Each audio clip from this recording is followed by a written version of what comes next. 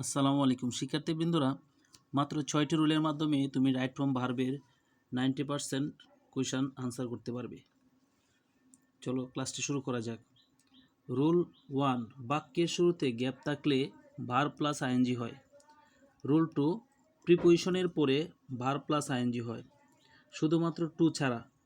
Two এর পরে ভার্বের 1 হয়, অর্থাৎ ভার্বে বেস ফর্ম বসে। তারপরে রুল 3 দেখো, কোনো সিম্পল সেন্টেন্সে দুইটি ভার্ব থাকলে দ্বিতীয় ভার্বের সাথে আইন যোগ করতে হয়।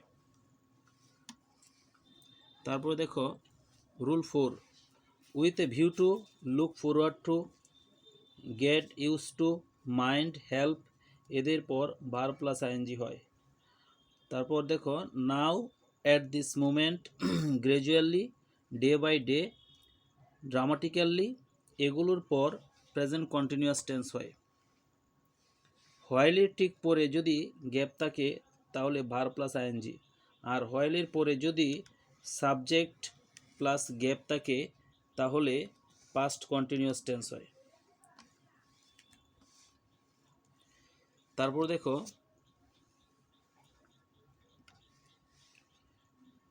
Gate, got, to, having, have, has, had, be, being, এদের পরে ভার্ব তি হয়, ভার্বে পাস্ট পার্সন হয়।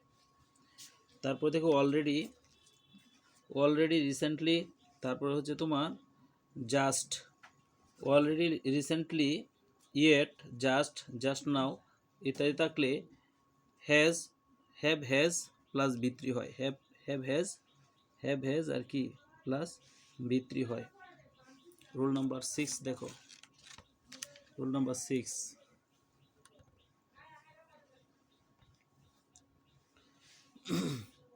অ্যাক্টিভ সাবজেক্ট হলে ভি1 অথবা বি2 হয়, আর তোমার হলো প্যাসিভ সাবজেক্ট হলে বি প্লাস বি3, আর কখনো মডাল প্লাস বি প্লাস বি3 হয়।